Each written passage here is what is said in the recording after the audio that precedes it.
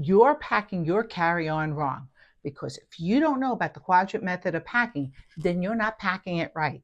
So in this video, I'm going to be teaching you about the quadrant method of packing. So stay tuned.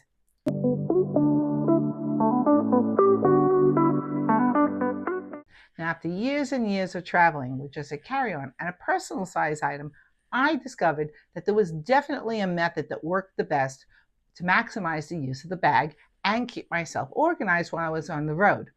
And I called this the quadrant method. Now, I call it the quadrant method because that's what I'm doing. I'm breaking the bag down into quadrants, and it helps me organize my head when I'm packing and the spaces when I'm traveling.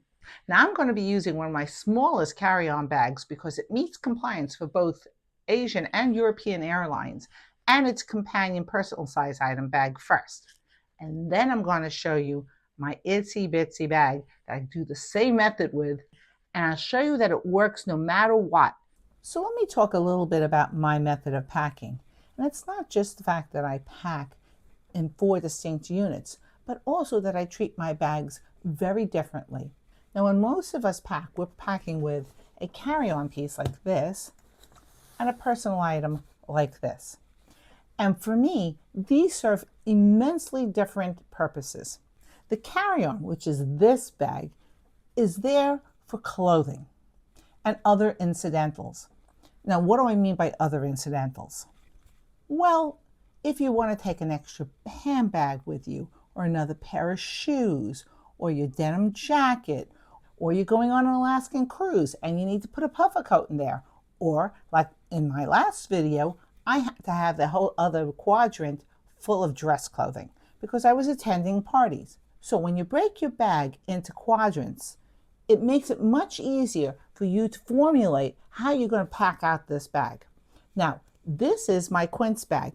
It is my smallest bag, and this does make compliance for international and Asian airlines. Another thing I want to point out to you is that while this makes compliance for size, weight still matters. So always weigh your bag, especially if you're on an Asian or European carrier, because if your bag comes in too heavy, you're not getting on the plane.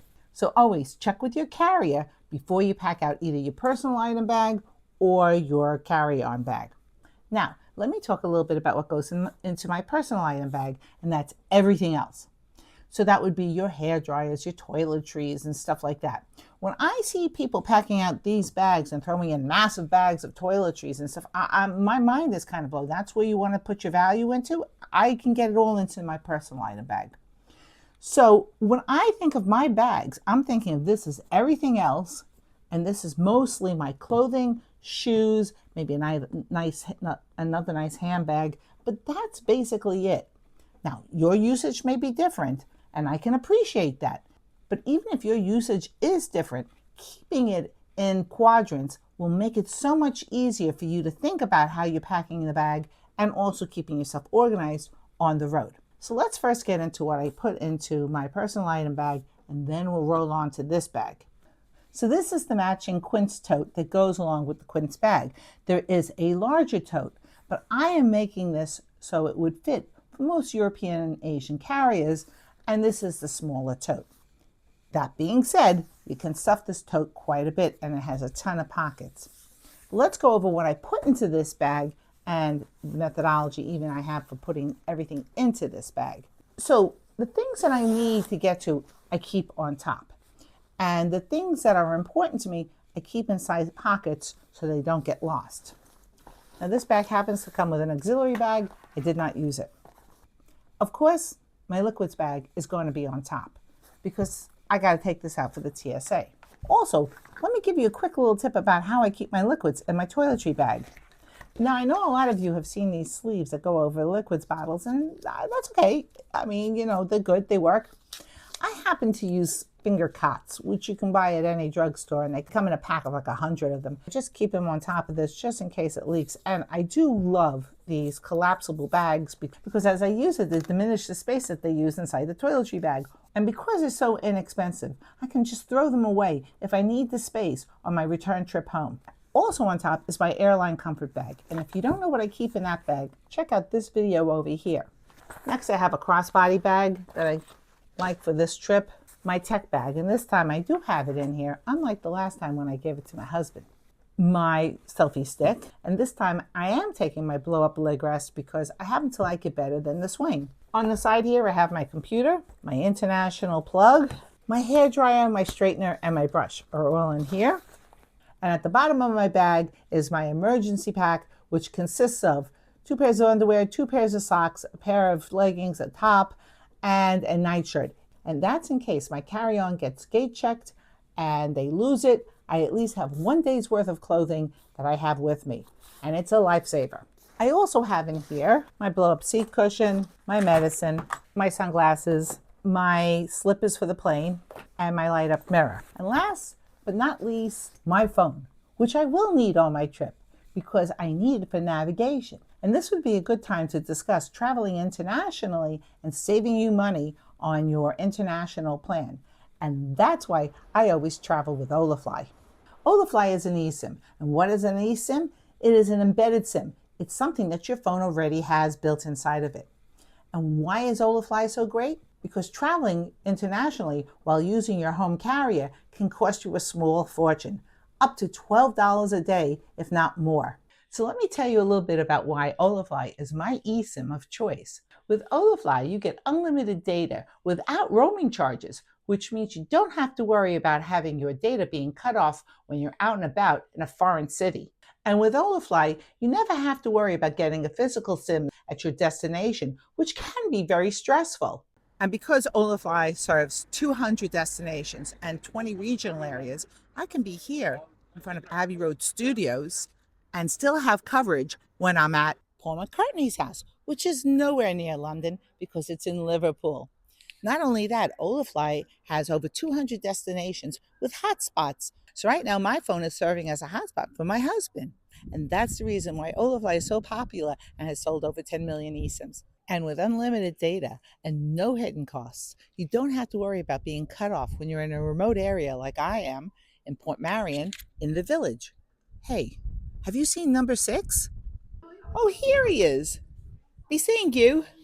All you have to do is download Olafly onto your phone or go to olafly.com and pick the plan that you want and install it onto your phone, and then just turn it on when you get to your destination. It's just that easy. So why do I say that Olafly can save you a lot of money? Well, in my case with my Verizon plan, it costs me $12 a day. For a 10-day trip, that comes out to $120. Meanwhile, using Olafly, it costs me less than $20 for the same 10-day trip. If you're ready to get started with Olafly, or you're interested in checking out either the great destination or regional plans, just head to this link below and you'll get an additional 5% off of your plan of your choosing. And I want to give a special shout out to number 6 and to Olafly for help sponsoring this video. Now let me clear the decks of all this stuff and we'll go on to the carry-on bag. So this is the Quince carry-on 20-inch bag. It actually measures out to 21 inches.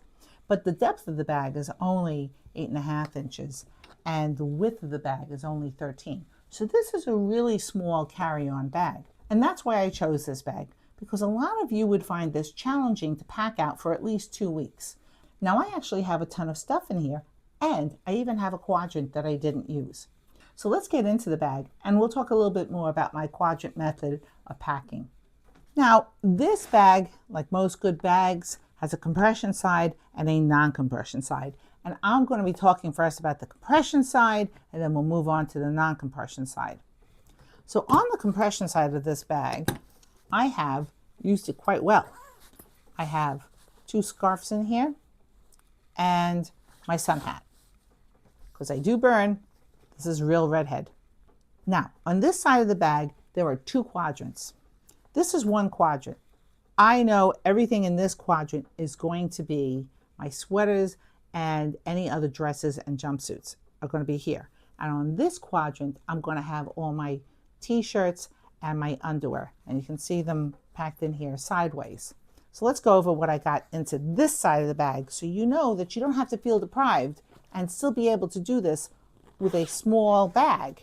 So I have here, this is one of my favorite summer little jumpsuit, a dress, a cardigan, 1, 2 tops that are nicer tops, and 3 sweaters. That's a ton of stuff. And that's just the first cube. Over here is 14 days worth of underwear, socks, and bras that I have compressed. I generally do not take 14 days worth of anything. I wash them after 7. But if you're opposed to washing, you can pack it if you want to. So I'm trying to show this just in case there are people out there who say, I can't do laundry on the road. In this cube, packed Quadrant Method, because I wanted to be able to see what my choices were on any given day. These are my short sleeve polo shirts, these are my long sleeve polo shirts, a swing top, a 3/4 length shirt here, and 2 short sleeve shirts over here that are a little nicer than my polo shirts. So that's 1, 2, 3, 4, 5, 6, 7, 8. That's 8 shirts. Not counting, if you remember, I had shirts packed over here.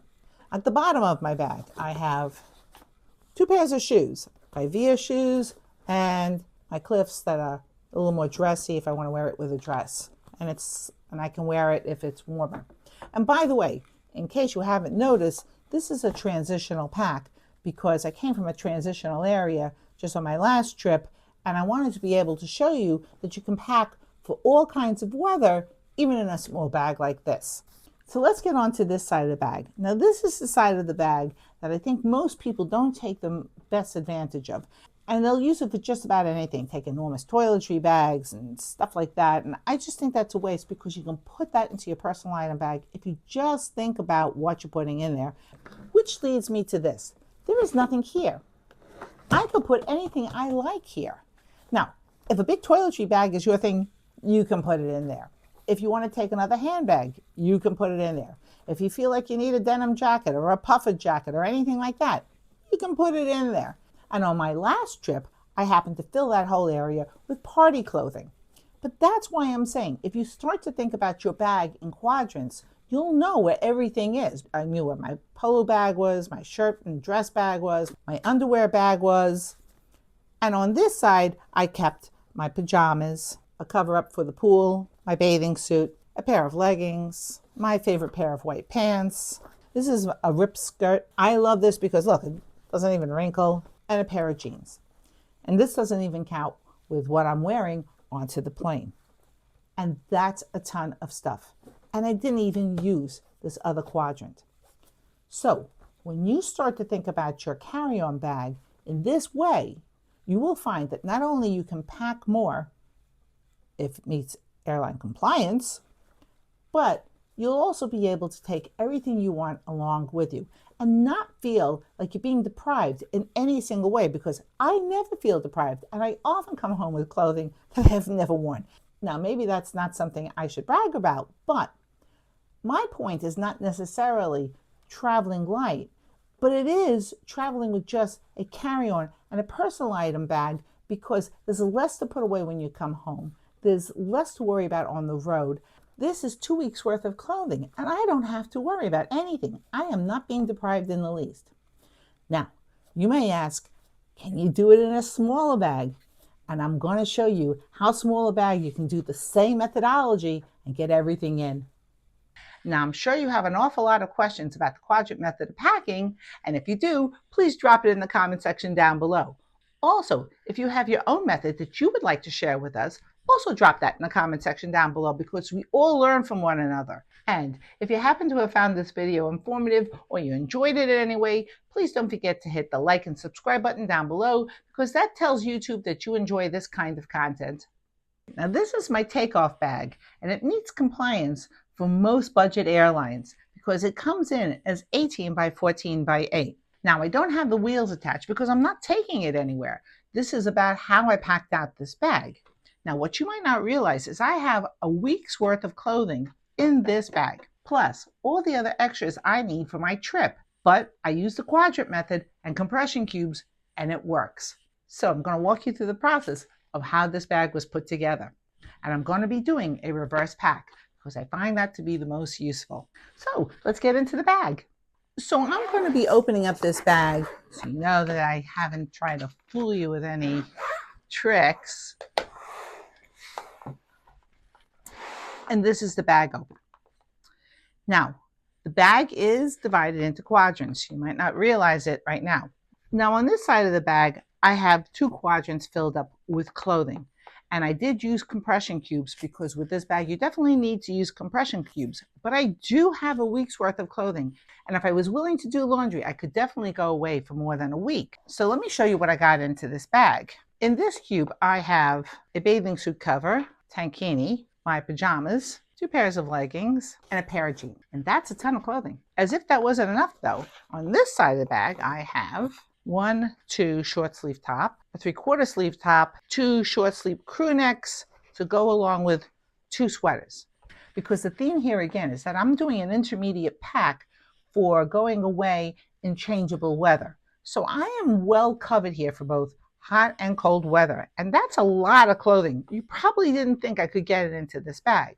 But wait, this is the only bag I'm allowed because this is a budget airline. And you know you're only allowed one bag of 18 by 14 by 8 on a budget airline. So everything else is on this side of the bag. And I'm going to show you that I kept within the quadrant method.